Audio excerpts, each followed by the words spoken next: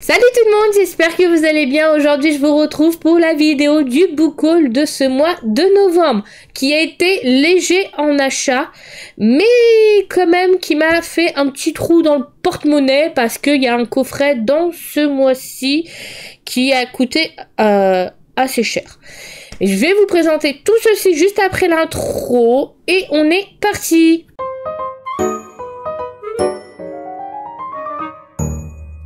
Bon, bref de blabla, on est parti pour vous présenter mes achats manga, livres en tout genre de ce mois-ci.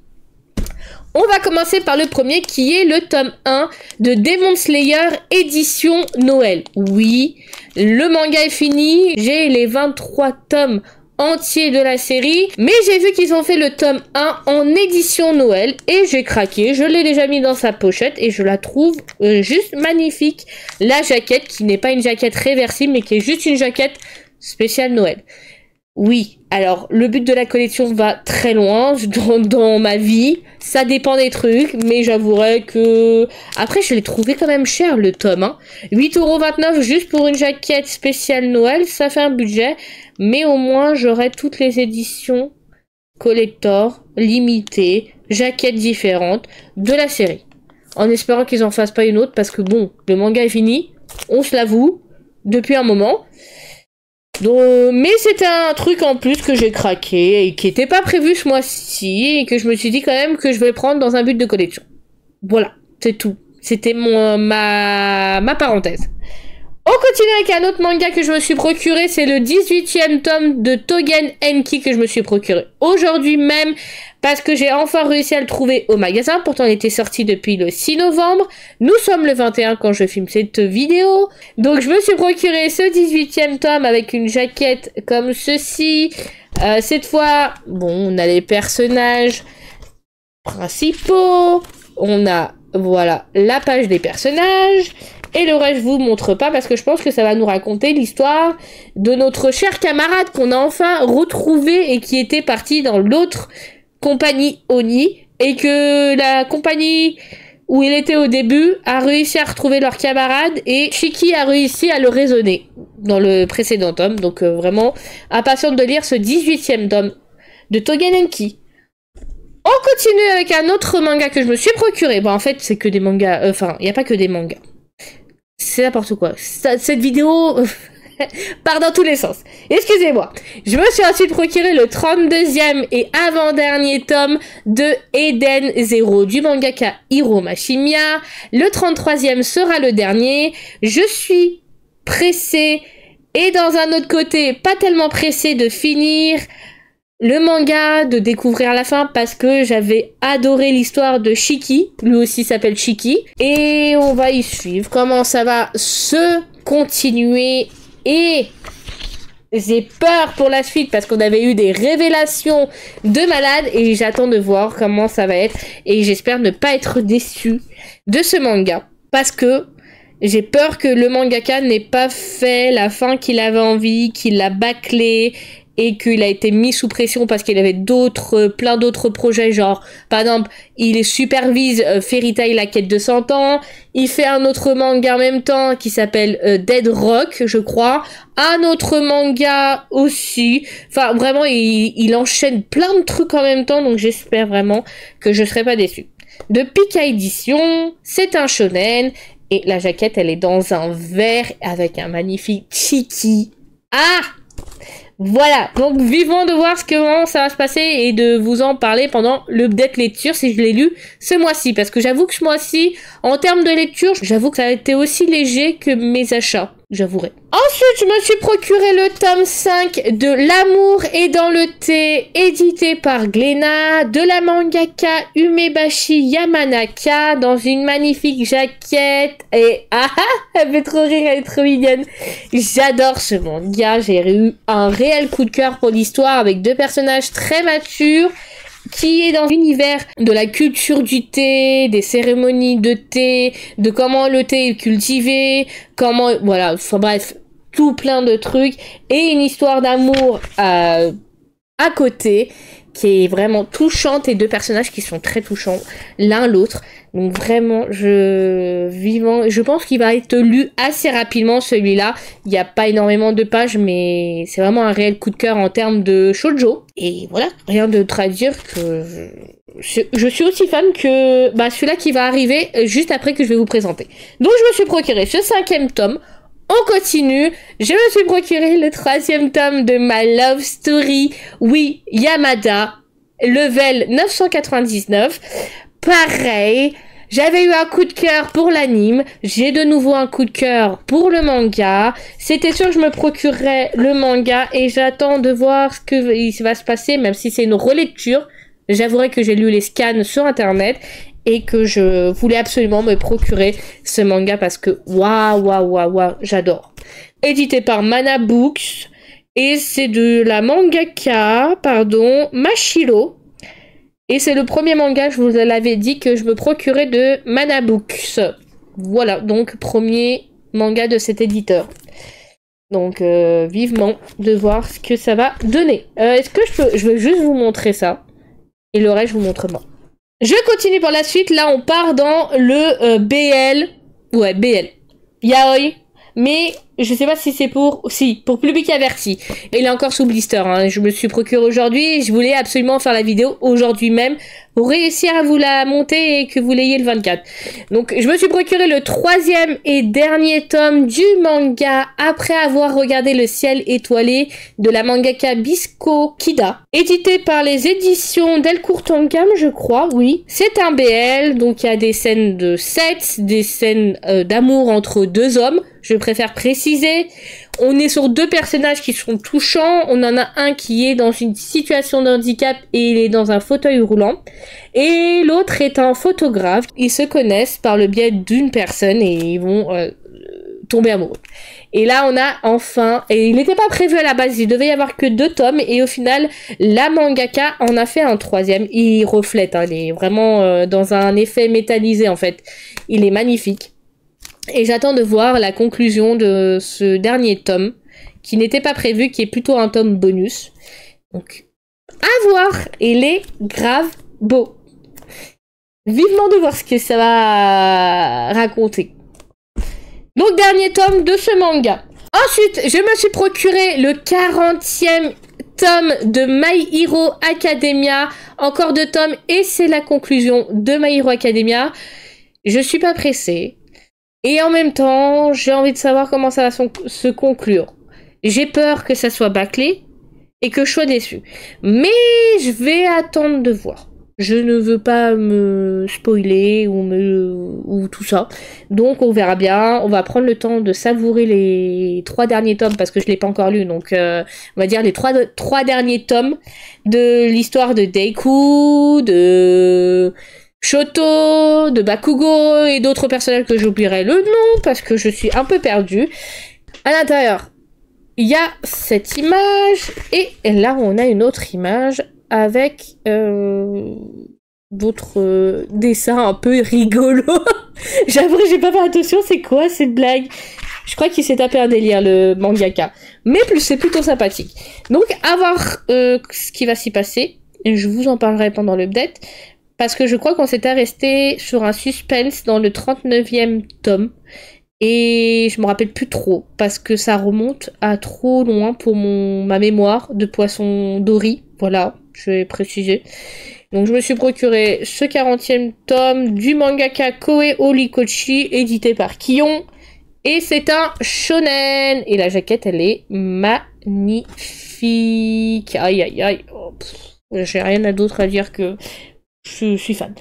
On part maintenant sur les gros formats. Enfin, sur un manga en gros format qui est le dernier tome. C'est le 8e et dernier tome de mars. J'ai la conclusion de ce manga que j'ai pas lu avec à chaque fois un marque-page offert à chaque tome qui est sorti de chez cet éditeur de Panini Manga. De la mangaka Fuyumi Solio. On a enfin la conclusion de l'histoire de Rei et de Kira. Je sais pas comment ça va se conclure, mais le 7e tome nous avait laissé sur un suspense. et sur un appel qui augurait quelque chose de pas très de bon augure, de ce que je m'en rappelle. Donc, c'est le dernier tome. J'attends de voir comment ça va se passer. J'espère ne pas être déçue aussi parce que c'est une belle histoire d'amour entre Kira et Rei. J'espère que tout va bien se finir pour eux, qu'ils ont assez vécu de souffrances et de problèmes sur leur route. Donc, je vous dirai ça. Mais vraiment, dernier tome. Ah, je suis trop triste, mais je suis contente que ça se finisse aussi parce que j'ai envie de savoir la conclusion. Donc je me suis procuré cette édition parfaite de mars et on va partir, j'allais dire, au webtoon, mais non, je vais vous présenter du coup le coffret qui m'a coûté un bras. C'est le nouveau coffret de One Piece parce que j'ai commencé la série en prenant les coffrets. Donc j'attends chaque coffret qui sort. Oui, c'est frustrant. Mais je fais en sorte de pas trop avancer dans ma lecture de One Piece pour pas me frustrer en sachant que le prochain coffret devrait sortir dans 6 mois. De mes calculs. Je pense qu'on a 2 coffrets de One Piece édités par Glénat par an. En vrai, il y en a un vers juin et un vers novembre. Donc là, ça a été au mois de novembre. Et c'est le coffret 7 qui a date l'arc Île des Hommes Poissons. Un arc que j'avais bien aimé dans l'anime. Donc à voir comment ça va se passer. Donc on a du tome 62 au tome 70. Et le coffret, il est comme ceci. Derrière, c'est comme ça. Et on a des trucs comme ça. Là, il y a marqué Île des Hommes Poissons. Et en bas, on a marqué One Piece. Il est vraiment beau. Moi, franchement, je le trouve très beau.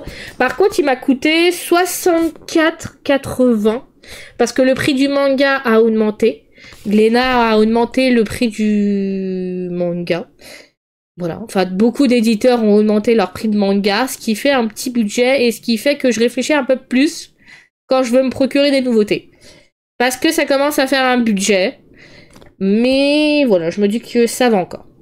Mais à certains mangas, c'est vrai que ça commence à faire un petit budget. Si c'est 50 centimes de plus, on met un peu plus de temps à réfléchir, hein. Je vous l'avouerai. Donc, on a le tome 62 qui est comme ceci. 63. 64. 65. 66. 67, 68, 69 et 70 du mangaka Ichiro Oda, on précise plus, hein, et édité par Glénat. Donc ils ont l'air d'être tous dans un parfait état. Je fais toujours attention de me les procurer. Après, je suis pas à l'abri d'une faute d'impression à l'intérieur. Avant d'acheter les tomes, limite, il faut regarder à l'intérieur si les pages ne sont pas déchirées, si ça n'a pas été coupé, si la jaquette elle est pas esquintée. En vrai, j'ai l'impression que je suis la seule folle qui vérifie son manga dans tout son aspect. Parce que pour moi, quand t'achètes un livre ou un manga ou quelque chose de neuf, tu devrais l'avoir neuf et pas déjà abîmé. Ce qui est vraiment très énervant. Donc je me suis procuré ce coffret-là.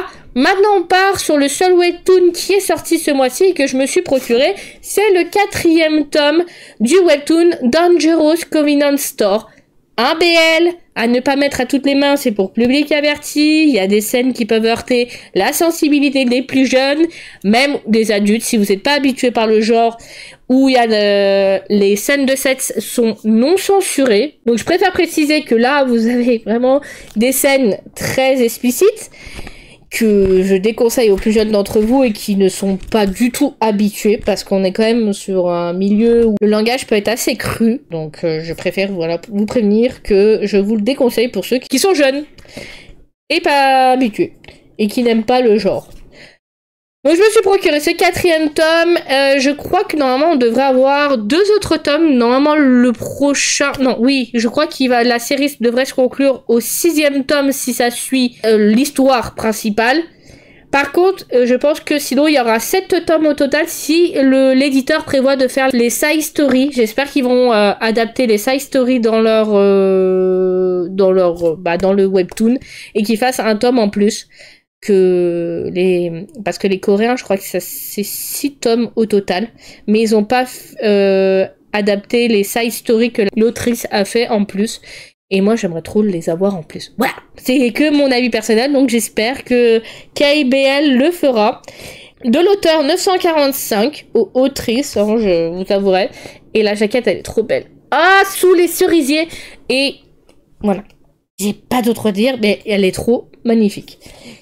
Donc je me suis procuré ce seul webtoon qui est sorti ce mois-ci, ce qui fait un peu du bien, parce que quand t'as les webtoons qui sortent et que t'en as plusieurs, ça fait mal aussi dans le porte-monnaie. Sauf que là, il y a eu le coffret de One Piece, donc ça m'a un petit peu soulagé qu'il n'y ait pas de webtoon en plus.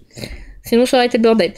Et on va finir par la catégorie des romans. J'en ai pris 3 ce mois-ci, dont un poche, ce qui a allégé un petit peu plus mon portefeuille encore une fois. On va commencer par celui-là, le poche que je me suis procuré, qui est le tome 3 du roman The Devil's Son. Je ne l'ai pas commencé parce que j'attends d'avoir tous les tomes avant de commencer le roman, parce que je suis quelqu'un qui ne sait pas attendre la sortie du prochain tome. Il me faut l'intégrale pour que je commence le roman. Parce que sinon, ça va m'énerver. Mais je pense pas être la seule à être dans ce cas-là, ou pas. Il y en a qui arrivent, mais moi comme j'ai une mémoire de Dory et que si je lis le tome 1 d'un roman et que le prochain il sort 6 mois après, j'aurais déjà oublié l'histoire du tome 1. Parce que j'aurais lu d'autres choses après. Donc 3e tome, je crois qu'il y a 5 tomes au total. Donc va falloir attendre les versions poche des 4 et 5. De la romancière Chloé Walleran. Et c'est édité par HarperCollins. Et voilà, c'est une dark romance, je crois, qui est pas conseillé à tout le monde. Donc là, on est sur la suite, et je peux pas vous lire le résumé parce que sinon ça risquerait de vous spoiler peut-être les 2 premiers tomes, et me spoiler en même temps. Donc j'ai pris ce 3e volume du roman, The Devil's Son, et je crois qu'il y en a 5 au total. Je vous mettrai l'info quelque part si je me suis trompée. Ensuite, je me suis procuré le roman Faux départ, Les Frères Reynolds, qui est un roman qu'on peut lire dans n'importe quel ordre parce que ça nous raconte l'histoire de 3 frères différents, les frères Reynolds. Le premier, c'est Pole Position avec Trenton. Le deuxième, c'est avec Jackson. Et le 3e, ça sera avec Beau. Et je crois que le 3e sera hors piste, si je me trompe pas dans le titre, c'est hors piste. Donc on a Pole Position, Faux départ et hors piste. Et du coup, je me suis pris Faux départ, c'est un BL, donc on a une histoire d'amour entre 2 hommes. Le premier, c'était une histoire entre un homme et une femme. Voilà, je préfère préciser. Et le résumé de celui-là, ça va nous raconter l'histoire de Jackson Reynolds fuit 2 choses dans la vie. Une petite ville du Texas nommée Morton et son premier amour, Eugène Weschzelbraun. Alors moi, les noms de famille allemands ou même anglais ou français, français, j'arrive à m'en sortir vu que c'est ma langue natale, mais le reste, je suis désolée, hein, j'écorche les noms, je suis la pire. Pilote de Formule 1 pour l'écurie Bolander, Jackson ne s'attendait pas à ce que cette dernière signe un contrat avec l'homme qu'il n'a jamais réussi à oublier, et l'intègre dans l'équipe, encore moins qu'elle décide de les envoyer tous les deux au programme du All-Star Junior, là où tout a commencé pour eux. Jackson va devoir faire face à un Eugène qui n'a plus rien à voir avec celui qu'il a connu et qui est désormais fiancé. 2 composantes qu'il aurait aimé ne jamais avoir à gérer, en plus de tout le reste. Préparez-vous à passer par une multitude d'émotions aussi intenses que lors d'un Grand Prix. Édité par Addictive, et voilà, je vais juste vous donner un mot avant de vous en parler pendant l'update lecture. Coup de cœur. Celui-là, comparé au premier, j'ai eu un coup de cœur. Et juste pour vous dire, je l'ai noté 5 sur 5. Ce qui est très rare. Je vous laisse imaginer, je l'ai lu en une journée. Je vous en parlerai pendant l'update. Mais vraiment, j'ai bien fait de me le procurer. Vraiment. Je regrette pas mon choix. Je suis pas déçue de ces romancières. J'adore tous les livres qu'ils ont écrits. Tous les livres qu'elles ont écrits. Waouh, je vais sortir mon plus beau français quand même. Hein. Et avant de finir avec celui-là, je vais vous parler des TW qui sont assez forts dans ce roman et qui m'ont vraiment pincé l'estomac et le cœur un nombre de fois. Je ne les compterai pas. Donc les TW, avant que je finisse ça et que je vous en parle quand même, c'est abus et violences physiques et psychologiques, maltraitance parentale, homophobie, propos discriminatoires, thérapie de conversion, mention de cicatrices et de sévices physiques. Je vous laisse imaginer. Je suis passée par toutes les émotions en lisant ce roman. Je vous dirai ça, mais vraiment, waouh. Et on va finir avec le dernier roman dont je ne citerai pas le nom parce que je suis très nulle en anglais. Voilà. De la romancière Emily M.C. Intir, édité par les Plumes du Web. J'avais lu Houquette, premier roman. Le deuxième, je l'ai pas lu parce que l'histoire ne m'attirait pas. Et là, le résumé m'a attiré de fou. Parce que c'est dans la dark romance, c'est un peu le genre que j'aime bien. Et le deuxième, ouais, il m'avait pas attiré, je sais pas pourquoi. Ça se passait un peu dans l'époque. Mais peut-être que je me le procurerais quand même, un de ces quatre, et que je le lirais pour me faire mon avis quand même. Parce que j'ai lu le 1, et là j'ai pris le 3. Mais c'est une histoire indépendante de chacun, donc on n'est pas obligé d'avoir les 3 pour comprendre les histoires de chacun. Donc le résumé de ce roman, c'est « Il était une fois une jeune fille méchante qui avait perdu tout ce qui comptait dans sa vie, jusqu'à ce que son âme ne soit plus que ténèbres. Tête pensante et experte en botanique au service de sa famille qui règne sur un véritable empire de la drogue, Evelina Westerly est l'arme secrète et impitoyable de son père. Ses journées se résument à s'occuper de ses plantes, peaufiner le plan pour venger sa sœur assassinée et mettre un pistolet sous la tempe de tous ceux qui lui barrent la route, ce qui laisse peu de place au reste, et certainement pas à l'amour. Jusqu'à ce que son dernier coup d'un soir réapparaisse en tant que larbin des Westerly, avec un nom totalement différent. Mais le véritable secret de Nicolas est bien plus dangereux qu'un simple pseudonyme.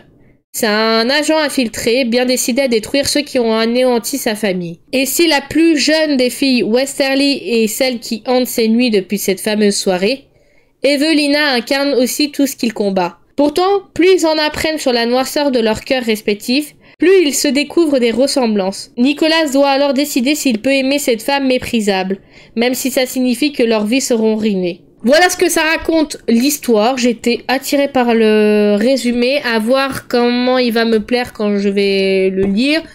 Mais vous le saurez s'il m'a plu ou pas.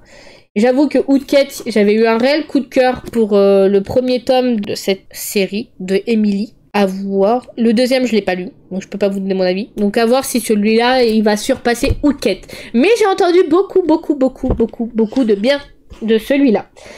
Donc à voir. Donc les TW là-dedans, ce sont... Est-ce qu'il y a des T? Oui, des TW. Scène de sexe explicite. Violence graphique, gore. Torture, plaisir dans la violence. Sexualisation de la violence. Mise à mort et usage de drogue. Alors voilà, c'est pour public averti.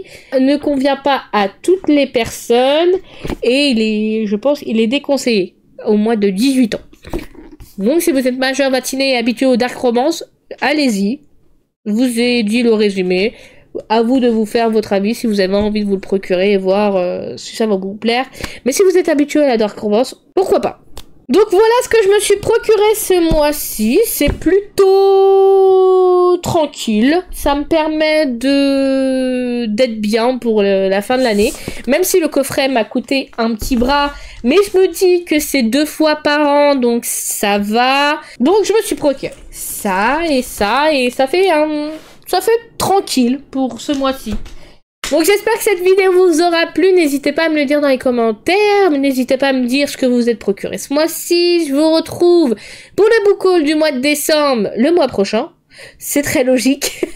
Enfin bref, ça va pas. Aujourd'hui c'est vraiment du n'importe quoi. Je tourne pas rond. Donc je vous retrouve pour une prochaine vidéo qui sera l'update lecture du mois de novembre. Prenez soin de vous, je vous retrouve très bientôt. C'était May, bye tout le monde.